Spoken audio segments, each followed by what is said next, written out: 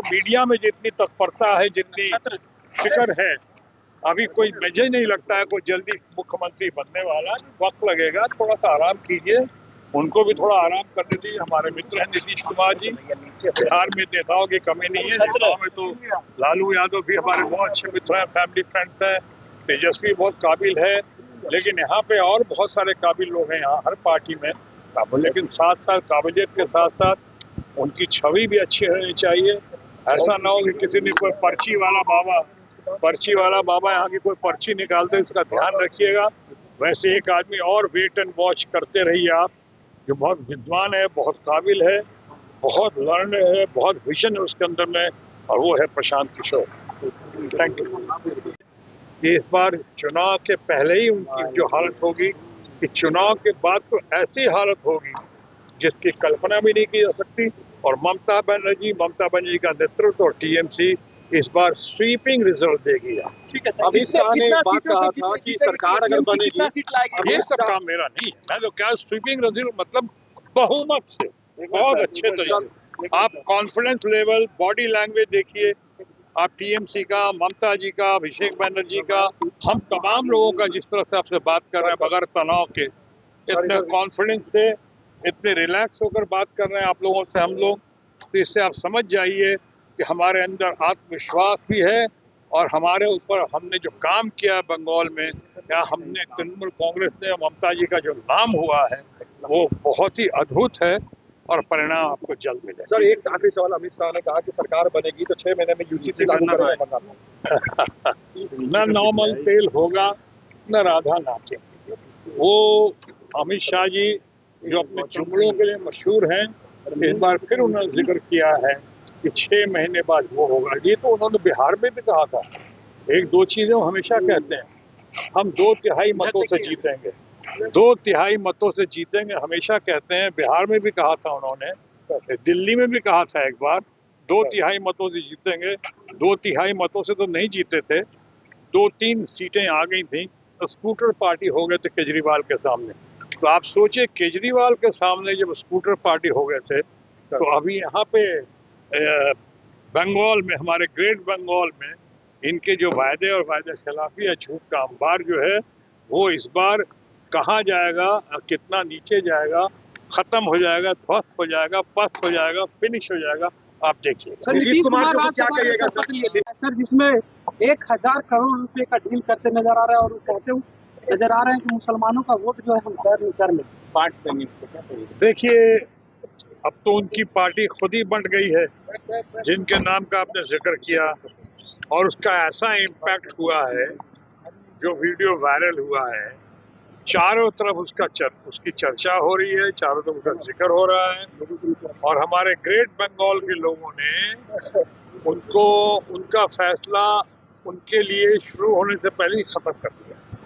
तो अब इसकी बात ना करें। वायरल जो हुआ है वीडियो, लोग कहते हैं उसमें बहुत सच्चाई है, और ये टीएमसी के लोगों ने किया या अभिषेक बनर्जी सेक्रेटरी जनरल है, बहुत डैशिंग डायनेमिक है, अभिषेक बनर्जी ने किया।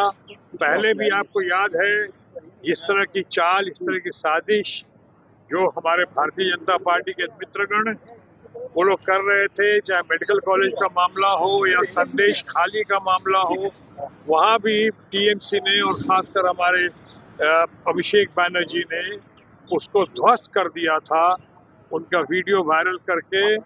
इसके लिए उनकी सूझबूझ के लिए, अभिषेक बनर्जी को और टीएमसी की सूझबूझ के लिए, उनकी परिपक्वता के लिए, उन्होंने जिस तरह से इस बात को एक्सपोज किया, और वो भी चुनाव की घड़ी में, एन वक्त पे, समय से पहले ही, मैं समझता हूँ बहुत सराहनीय, प्रशंसनीय है।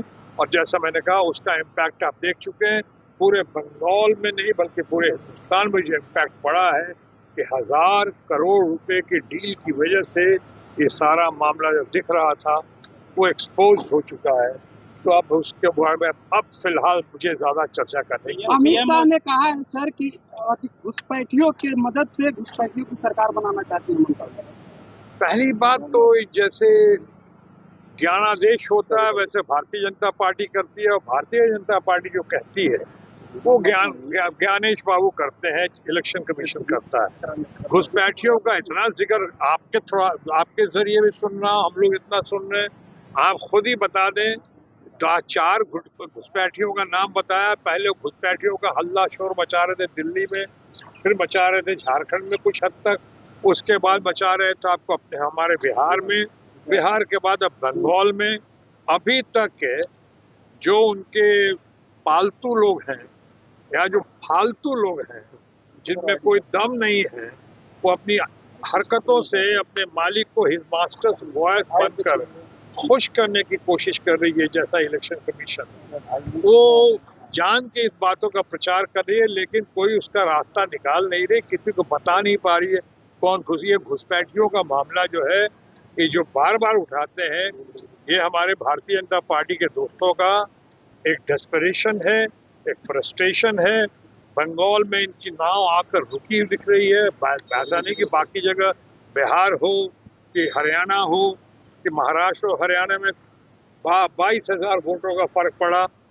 हरियाणा हो कि महाराष्ट्र हो, ये वोट चोरी का मामला लोगों के जहन में छा गया है। ये सवाल खड़ा हो गया है। अब उनको लगता है बंगाल किसी तरह अगर हम नहीं जीते, जो नहीं जीतेंगे, भारतीय जनता पार्टी नहीं जीतेगी, ममता बनर्जी और टीएमसी की जीत निश्चित है, जिसे सुनिश्चित करने के लिए अभी हम प्रस्थान कर रहे हैं बंगाल की ओर।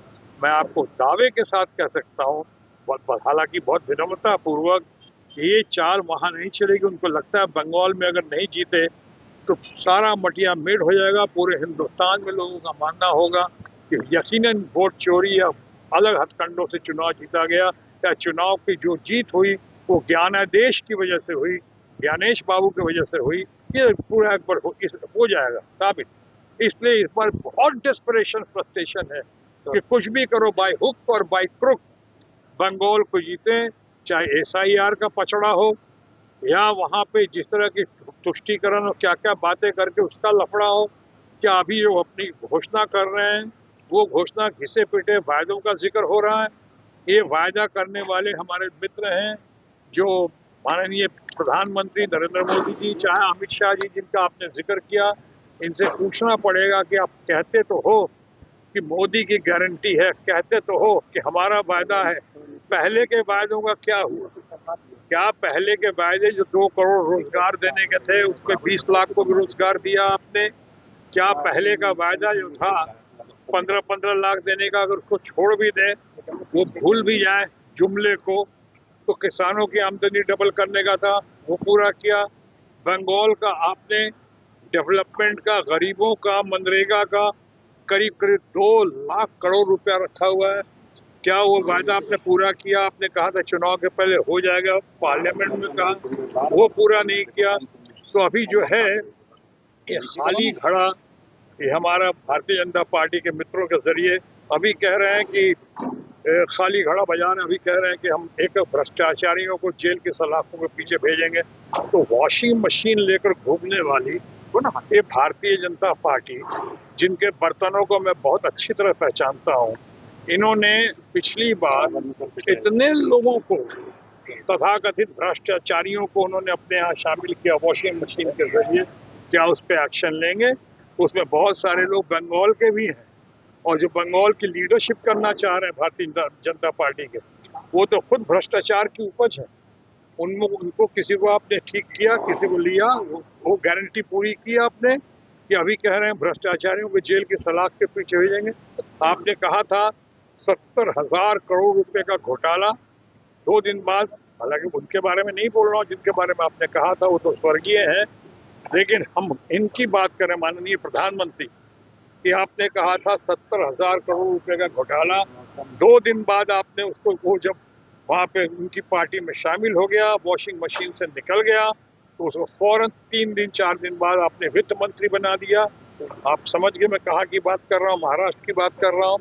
तो ऐसे बहुत सारे वायदे हैं। ये झूठ का अंबार, वायदा खिलाफी में मशहूर या बदनाम ये लोग आज फिर चुनाव की सत्ता लोलुपता में बंगाल में तरह तरह की बातें कर रहे हैं, लुभाने की कोशिश कर रहे हैं। लेकिन ये सब चाल चोल में ना, इस बार ऐसा नहीं होगा। ये संभव नहीं है। ये एक्सपोज हो चुके हैं। जैसे आपने जहाँ से बात शुरू की थी, कबीर बाबू जो हैं वो चुनाव के पहले ही 1000 करोड़ रुपए के डील के ऊपर एक्सपोज हो गए और उनको कर दिया गया टीएमसी के जरिए, अभिषेक बनर्जी के जरिए। उसी तरह से ममता जी का काबिल नेतृत्व, ट्राइड टेस्टेड और सक्सेसफुल, देश की सबसे प्यारी, न्यारी और कद्दावर आयरन लेडी ममता बनर्जी, उनके नेतृत्व में इस बार तमाम वायदे, ये जो आपने देखा, तमाम इनके जो वॉशिंग मशीन का ड्रामा जो है वो एक्सपोज हो चुका है। और अभी जो है इस चुनाव में, चुनाव से पहले ही इनकी वो हालत होगी कि चुनाव के बाद